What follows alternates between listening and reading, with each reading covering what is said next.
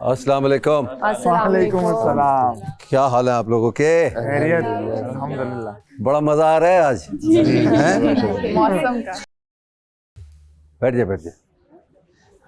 ऐसी बारिश हो रही है पूरे कराची में कि आपको अंदाजा नहीं है। अल्लाह बादशाह समझ फिक्र हो रही है कि क्या फिक्र है, घर वालों की फिक्र है। आपके घरों में सब सही है, अल्लाह का शुक्र है। खैर कुछ मैं भी बताता चलूँ कि मेरा सिलसिला कैसे शुरू हुआ था। जब मैं पढ़ा के अब्बा के पास गया तो उन्होंने कहा क्या बनना चाहते हो तुम? मैं कहा अदाकार बनूंगा। तो उन्होंने कहा अगर अदाकार बनना है तो इरादा दिल से निकाल दो, तो और क्या बने? ऐसे अगर अदाकार बनना है, क्योंकि अदाकार तो बहुत हैं इस दुनिया में, बनना है तो फिर चोटी का बनो,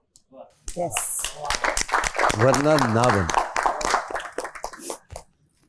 तो आप लोगों के लिए मशवरा है, आप जिस इदारे में जाना चाहते हैं, अदाकारी में, डायरेक्शन में, कॉमेडियन बनना चाहते हैं, सिंगिंग में, जहाँ भी जाएं, सोच ये होनी चाहिए कि 5 जो उंगलियां हैं ना, टॉप 5 के अंदर आपका नाम या जिक्र होना चाहिए। इंशाल्लाह। हम ज़रा सिलसिला शुरू करते हैं आप लोगों के बैकग्राउंड से। माँ मेरी मम्मा सिंगल पेरेंट है, तो उनका तो शुरू से यही था कि जो करना है करो, मेरा फुल सपोर्ट है तुम्हें, कोई ऐसा मसला नहीं है तुम्हें सोचने की। होता है ना कि यहाँ पिछले दिनों बात हो रही थी कि लड़कियों के पर काटने की कोशिश करते हैं रिलेटिव्स और ये वो। तो मेरी मामा ने एक ही बात कही थी कि जब 5 बेटियों को लेकर अकेले मैं पाल रही थी तब मुझे किसी ने सपोर्ट नहीं किया। तो अब जब मेरी बेटियां ख्वाब देखेंगी और उनको पूरा ख्वाब देखेंगी और उनको पूरा करना चाहेंगी तो किसी को राइट नहीं दूंगी मैं बीच में आने का। और मेरी मामा ने आज तक हमेशा मेरा साथ दिया है और मैं जो करती हूँ मेरे माइंड में हमेशा मेरी अम्मी होती हैं। और मैं बस उनके लिए एक फिल्म स्टार बनना चाहती हूँ कि उनकी ख्वाहिश है मुझे एक फिल्म स्टार बने देखने की। मुझे प्रेस पे इंटरव्यू देना है जाके जब तुम्हारी फिल्म आएगी, और वो भी मौका आ जाएगा, स्टार बनने का भी मौका आ जाएगा और इंटरव्यू भी देंगी, है ना? और कोई बात करना चाहता है? दानिया।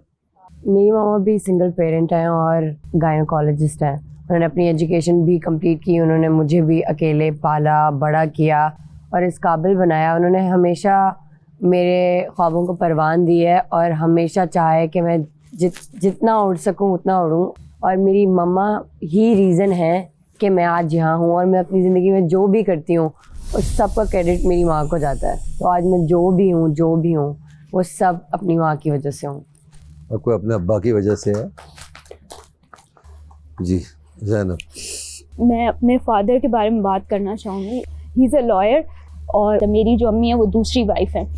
तो जिस तरह उन्होंने हमारे लिए स्टैंड लिया, हमारे जो पहली अम्मी है उनके बच्चों को हमें जिस तरह बैलेंस के साथ पाला, मेरे पीछे मेरा बाप है और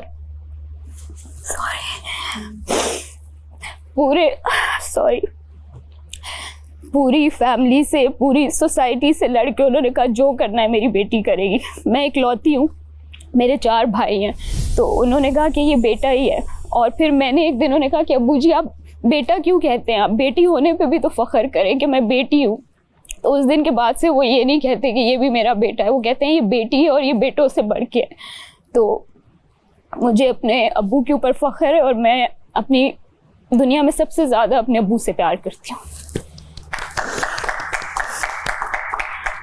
सर मेरे फादर जो हैं उनका नाम आरिफ शाह है, लेकिन वो दादू से बिलोंग करते हैं, तो उनको आरिफ दादू के नाम से बड़ा जाना जाता है हमारे मोहल्ले में। और हमारे मोहल्ले में एक वो था कि मतलब हम अपने फादर के नाम से जाने जाते हैं। तो लेकिन मेरे फादर को होता था कि मेरे बच्चे कुछ इस तरह करें, कुछ ऐसा करें जो मैं उनके नाम से जाना जाऊँ। अक्सर मुझसे पूछते हैं, मैं उनसे बोलता हूँ अब्बा अपना टाइम आएगा, टेंशन मत ले, टेंशन मत। वो कहते हैं कब आएगा, कब आएगा? तो मैं उनको ये कहना चाहता हूँ कि बस थोड़ी सी ही दूर हूँ बट पहुँच जाऊँगा इंशाल्लाह। पहली बात तो ये बता दूं, आप सबका वक्त आ गया है। जब भी आप लोग यहाँ हैं, यहाँ से आगे बढ़ना है ये सोच कर जाइएगा। जी गानिया। मैं अपनी अम्मी पर जितना फ़ख्र करती हूँ, मुझे वो पढ़ाती भी थी, वो घर को भी देखती थी, वो होम बेस्ड सैलून भी चला रही थी, वो खाना भी बनाती थी, सब एक साथ करती थी और उनके माथे पर एक बल नहीं आता था। मीडिया में आने के लिए मेरे वालिद साहब थोड़ी मुखालिफत करते थे कि मुझे नहीं अच्छा लगता, बट मेरी अम्मी हमेशा डटी रहती थी कि मेरी बेटी है, वो करेगी, कोई बुरा माहौल नहीं होता, कुछ नहीं होता, मेरी बेटी सब कर लेगी। और वो शेरनी है, वो मेरे साथ शूट्स पर जाती हैं तो अम्मी खुश होती है कि मुझे अच्छी दिखाओ बात तुमने है, क्या एज अ काम शैपरॉन जाना भी चाहिए उनको। I am proud of my mother. जी सैफ साहब बताएं। मैं सिर्फ यही कहूँगा कि आज मैं जो भी हूँ, जैसे भी हूँ, मेरे वालिद साहब के बाद मेरी अम्मा, उनकी वजह से हूँ। और इंशाल्लाह ये ट्रॉफ़ी जब जीतूँगा तो उन्हें स्टेज पे लाऊंगा ज़रूर। वो भाई ट्रॉफी जीतने की बात कर रहा है, तुम लोग क्यों नहीं कर रहे हो भाई? मतलब 4 दिन से हो रही है यहाँ पे, ये मैनिफेस्ट है सर। तो देखो भाई, ये बात करते रहो, सबने जीतनी है ट्रॉफी। सर आने से पहले मैं तो ख्वाब भी देख कर आई हूँ, हाँ। अभी मैं जीत जाऊंगी। इसी तरीके से हम आगे बढ़ते हैं और टैब लेकर आते हैं। कौन लेकर आएगा?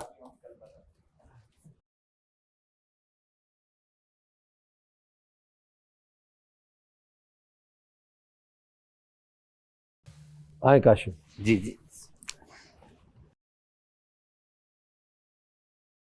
आज का खेल है कश्मीर बनास्पति और कुकिंग ऑयल का। खाना तो एक बहाना है, घर में किसी एक को खतरे के घर से बचाना है।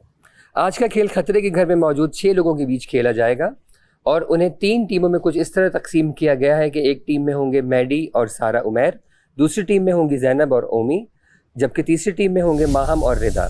खेल कुछ यूँ खेला जाएगा कि गेमिंग एरिया में इस वक्त 3 सेटअप मौजूद है। हर टीम के लिए हवा में मुअल्लक एक मेज़ है।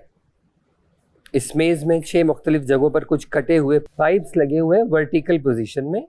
सामने रखी टेबल पर हर टीम के लिए 6 ब्लॉक्स रखे हुए हैं।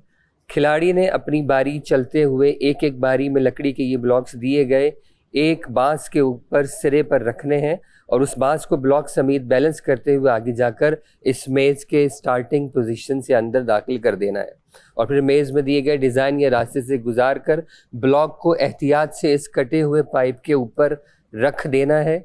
इस तरह जिस टीम में सबसे पहले 6 ब्लॉक्स पाइप के ऊपर रख दिए वही टीम इस गेम की फातेह होगी। हर राउंड के पहले नंबर पर आने वाली टीम के पास ये इख्तियार होगा कि वह आखिरी नंबर पर आने वाली टीम के किसी एक खिलाड़ी को सेफ होने के खेल से बाहर कर दे।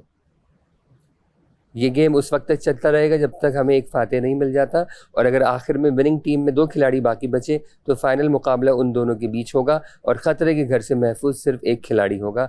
याद रहे, जब तक पहला खिलाड़ी ब्लॉक रखकर दोबारा लाइन के पीछे अपने स्टार्टिंग पॉइंट पर नहीं आ जाता तब तक उसका पार्टनर अपनी बारी नहीं चल सकता। वज़ीर दानिया इस बात की निगरानी करेंगी कि तमाम टीम सही तरीके से खेल रही हैं और गेम के दौरान बांस मेज़ से नीचे ना रहे। समझ आ गया? जाते जाते एक शेर जो आप सबकी ज़िंदगियों के साथ जुड़ना चाहिए। कहते हैं उरूज बख्त मुबारक, यानी जो किस्मत अल्लाह ताला ने दी है बहुत बहुत मुबारक हो। उरूज बख्त मुबारक, मगर ध्यान रहे इन्हीं दिनों के ताक़ुब में है ज़वाल के दिन।